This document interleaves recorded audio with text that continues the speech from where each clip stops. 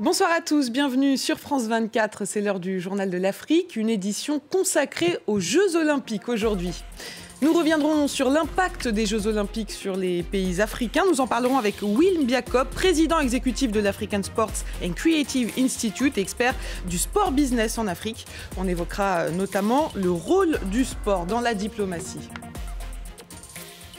Mais avant cela, on ouvre ce journal en allant rejoindre tout de suite notre envoyé spécial à la cérémonie d'ouverture des JO, Cédric Ferreira. Bonsoir Cédric, la cérémonie est toujours en cours. Racontez-nous un peu ce que vous êtes en train de vivre, ce qu'il s'est passé depuis 19h30. Eh bien, c'est une cérémonie très impressionnante, exceptionnelle comme prévu. Le seul bémol, c'est la pluie. Il pleut actuellement abondamment à Paris, ce qui gâche un petit peu cette ambiance, évidemment, puisque les spectateurs, parmi certains spectateurs, beaucoup sont rentrés à la maison car la pluie devenait vraiment très très forte. Même si à la télévision, les images restent spectaculaires. Ici, quand on le vit en direct, c'est un peu moins plaisant. Mais en tout cas, la cérémonie suit son cours. Les nations continuent de défiler sur la scène et parmi elles, évidemment, les nations africaines. On le rappelle, 54 nations, tous les pays africains sont représentés dans ce tournoi et l'Afrique arrive avec beaucoup d'ambition puisqu'à Tokyo, l'Afrique avait remporté 37 médailles. L'objectif cette fois-ci, c'est de passer la barre des 50 pour la première fois.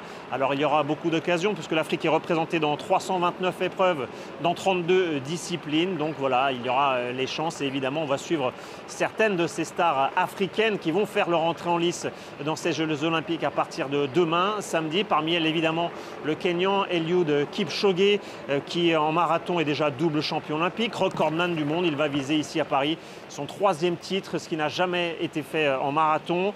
À suivre aussi également, toujours en athlétisme, l'ivoirienne Marie-Josée Talou. Est-ce qu'elle va enfin remporter une médaille olympique? Elle qui, à 35 ans, va sûrement disputer sa dernière Olympiade. Elle avait quasiment à chaque fois fini au pied du podium en 100 mètres, en 200 mètres, aux Jeux de Rio et aux Jeux de Tokyo. Et puis en cyclisme, on note également la présence de Binyam Girmay, l'une des vedettes du dernier Tour de France il y a quelques semaines. Il a été le premier coureur africain à porter le maillot vert. Il a remporté plusieurs étapes. Il avait frappé un grand coup au Tour de France. Est-ce qu'il sera capable lui aussi de remporter cette fois-ci la médaille d'or aux Jeux Olympiques pour l'Érythrée? Eh bien la réponse, ce sera dans quelques jours. Merci beaucoup Cédric pour toutes ces précisions. Et avec nous sur ce plateau pour parler des JO et de l'impact du sport sur le continent africain, Will Mbiakop, président exécutif de l'African Sports and Creative Institute et expert du sport business en Afrique. Bonsoir. Bonsoir. Merci beaucoup d'être avec nous. Merci. Alors est-ce que les Africains sont devant leur télé ce soir et est-ce qu'ils le seront ces 2 prochaines semaines? Absolument. Vous savez que le sport fait partie de l'ADN de l'Afrique, donc extrêmement enthousiaste à l'idée de l'Afrique. Comme le collaborateur l'a dit, il y a beaucoup d'attentes autour de ces Jeux en termes de victoire. Et vous savez, les Jeux Olympiques, c'est une occasion extraordinaire de mettre la lumière sur certains petits pays, entre guillemets, que sont l'Érythrée, par exemple, avec le champion cycliste. Je pense également à Eswatini, la Gambie, etc., etc. Et bien entendu, les grandes nations sportives africaines seront présentes pendant ces Jeux ici à Paris. Justement, les JO et le sport en général, ça permet de mettre en lumière certains pays. Vous en avez parlé, l'Érythrée par exemple. La révélation du dernier Tour de France, c'était Binyam Girmay. Quels pays encore vont être mis en lumière, vous pensez, cette année? Je pense absolument à Hugues Fabrice-Zango, par exemple. Je pense que le Burkina Faso, avec les péripéties qui sont passées sur ces dernières années, Hugues Fabrice-Zango représente une lumière, un grand champ d'espoir. Triple saut, bien sûr, champion du monde de triple saut. Une grande attente autour de sa performance et je suis confiant qu'il va gagner. Donc le Burkina Faso est un exemple. Bien entendu, on a parlé de l'Érythrée. Je pense que le Rwanda également est un pays intéressant à regarder. Donc il y a une multitude de nations africaines qui vont, j'espère, performer pendant ces JO. Alors, les délégations africaines, elles ont pris leur quartier dans différents lieux de la capitale. Il sera possible pour les supporters d'y célébrer les performances de leurs athlètes. Ce sera le cas, par exemple, au pavillon sud-africain où se sont rendus nos journalistes Aline Botin et Georgia Calville-Smith. Je vous propose de regarder leur reportage. On le commentera juste après. C'est en fanfare que l'Afrique du Sud accueille ses athlètes à Paris, dans l'enceinte du pavillon Ekaya.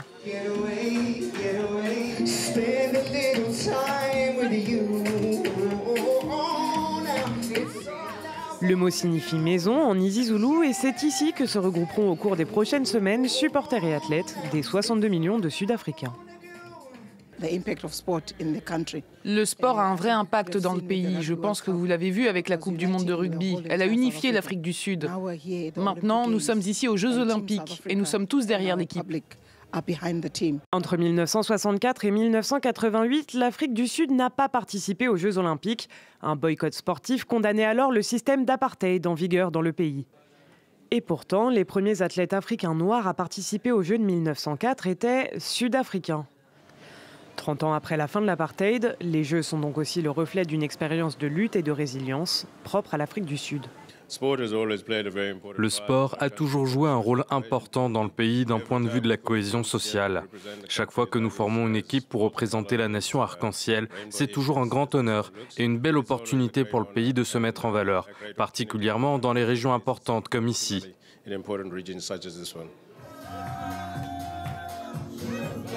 La devise de l'Afrique du Sud, unie dans la diversité. Cette équipe olympique en est un symbole et l'expression du chemin parcouru pour surmonter les divisions.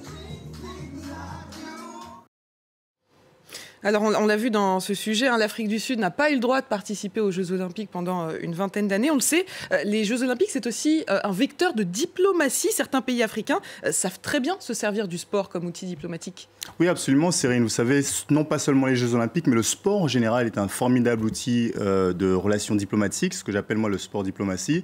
Et il y a certains pays africains qui sont leaders sur ce secteur. Je pense notamment au Maroc, qui utilisent le sport pour influencer. Mais qu'est-ce que c'est la sport diplomatie finalement? C'est comment vous utilisez le sport pour améliorer, développer, solidifier vos relations diplomatiques avec d'autres pays. Et ça passe par quoi? Ça passe par des événements, par des initiatives ou des programmes sur plusieurs années où vous allez engager avec des pays dits frères ou collaborateurs. Et effectivement, le Maroc est un pays qui le fait très bien. Je pense également au Rwanda avec la campagne Visite Rwanda. Quelle surprise de voir sur les maillots d'Arsenal, Paris Saint-Germain ou encore le Bayern de Munich l'inscription Visite Rwanda pour promouvoir la destination. Donc sport, diplomatie, mais également tourisme sportif. Et donc le sport est également vecteur de bénéfices économiques.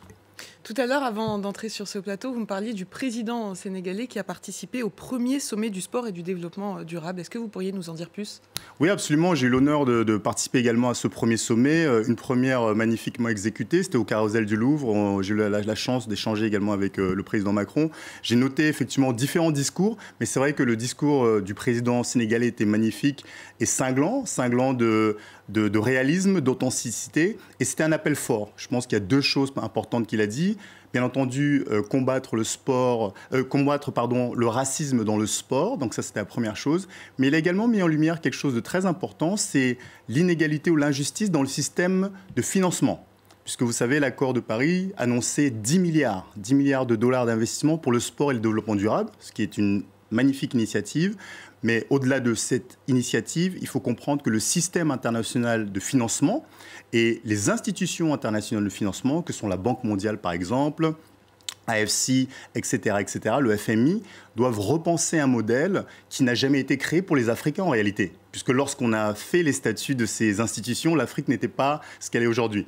Donc le président sénégalais invite à repenser ce modèle, à avoir un modèle qui est plus juste, qui est plus inclusif, où les voix africaines se font entendre et où l'Afrique joue un rôle dans la stratégie et le développement futur de ces institutions. On va maintenant s'intéresser à un pays, le Kenya, qui fait partie des pays qui ont beaucoup investi pour développer le sport. Cette année, il a envoyé 83 athlètes pour participer aux JO. Au Kenya, ils sont nombreux à dédier leur vie au sport pour améliorer leurs conditions de vie. Je vous propose de regarder ce reportage de notre correspondante à Nairobi, Olivia Bizot. Depuis 15 ans, le rugby à 7 Kenyans brille régulièrement sur la scène internationale. Ce sport attire de plus en plus d'investisseurs. Stades et centres d'entraînement se modernisent, ce qui a permis à l'équipe nationale de se qualifier pour les Jeux. La sélection olympique kenyane compte presque 100 athlètes, cela nous rend fiers. Le sport nous permet à nous Kenyans de nous unir, il ouvre les barrières, les gens ne parlent plus de politique, d'ethnie, tout le monde est derrière notre équipe. Les Kenyans sont connus pour le rugby et la course à pied. Mais certains essaient désormais de développer d'autres disciplines. Au cours de la dernière décennie, Michael s'est battu pour développer le triathlon, mixant natation, course et cyclisme. Il espère qu'un jour, ses protégés participeront aux Jeux Olympiques. Il y a une sorte de saturation dans les sports traditionnels. Donc cela permet aux enfants d'avoir d'autres opportunités de briller, que ce soit au niveau scolaire, régional ou national. Les sports émergents leur donnent plus de chances. Outre chez les athlètes, d'autres pans de l'économie bénéficient de l'essor du sport. Partout dans le pays, les barres misent sur la victoire des représentants kényans pour attirer la clientèle. Nous allons diffuser les Jeux Olympiques tous les jours, pas seulement de temps en temps. Nous allons diffuser toutes les compétitions sur nos écrans géants. Cela attire de nouveaux clients, permet de développer le business. Les fans vont venir dépenser leur argent chez nous. Une compétition qui peut rapporter gros. Le nombre de supporters ne cesse de croître et pour cause. Les sportifs kényans sont les plus prolifiques du continent. Depuis leur première participation en 1956, ils ont gagné 113 médailles aux Jeux. Will Biakop, qu'est-ce qu'il reste encore à faire pour développer certains sports en Afrique? Est-ce que c'est juste une histoire d'infrastructure, d'investissement? Oui, absolument. Je pense que vous avez raison, l'infrastructure est essentielle, c'est le socle, mais elle n'est pas suffisante. Je pense que la première chose, c'est absolument d'avoir la vision, de comprendre la versatilité, comme on dit, du sport et comment le sport peut impacter une société d'un point de vue, bien entendu, inclusion sociale, d'un point de vue économique et d'un point de vue diplomatique, on en parlait tout à l'heure. Donc ça, c'est premièrement la vision et la stratégie qui va avec. Je pense que la deuxième chose, c'est comprendre que la force première du continent africain, c'est ces personnes. Donc on a un capital humain extraordinaire, 19 ans de moyenne d'âge, 1,4 milliard de jeunes extrêmement dynamiques. Et en 2050, comme vous savez, 1 humain sur 4 sera africain. Donc le capital humain est essentiel et c'est là où il faut absolument investir. Et puis la dernière chose, on l'a dit tout à l'heure, effectivement, c'est le financement. Donc l'accès au financement, ça c'est très important. Le coût du capital doit être beaucoup plus juste et raisonnable pour les entrepreneurs du sport. Et bien entendu, favoriser les incentives qui vont permettre à ces entrepreneurs du sport de réussir. Avant de refermer ce journal, j'aimerais que vous me disiez vos attentes sur ces Jeux Olympiques. Est-ce qu'il y a des délégations, des disciplines que vous allez suivre plus que d'autres ou des athlètes ? Alors, oui, moi je pense que je ne vais pas suivre particulièrement une discipline ou une autre, je vais les suivre toutes parce que j'aime le sport et je pense que toutes les performances en valent la peine. Vous savez, c'est des milliers d'heures qui sont engagées par ces athlètes pour être présents ici à Paris. Donc c'est vraiment un effort extraordinaire, des jeux de l'égalité des genres. Vous savez, les femmes, je pense aux femmes parce qu'il y a des athlètes, je pense à Khadija Mardi par exemple, la boxeuse du Maroc, qui vont faire des sacrifices pour pouvoir être présents, notamment les mamans. Donc, vous savez, il y a un cycle à suivre là-dessus. Donc, moi, en fait, c'est l'ensemble des performances africaines qui vont me faire rêver. Et je suis assez certain qu'on va dépasser le socle des 37 médailles qu'on a fait lors des derniers JO. Je suis assez confiant qu'on va arriver peut-être à 50 médailles.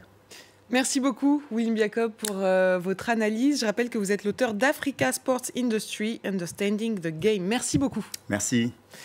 Voilà, c'est la fin de ce journal. Merci à vous de l'avoir suivi. Retrouvez tout de suite l'essentiel de l'actualité avec Marion Gaudin.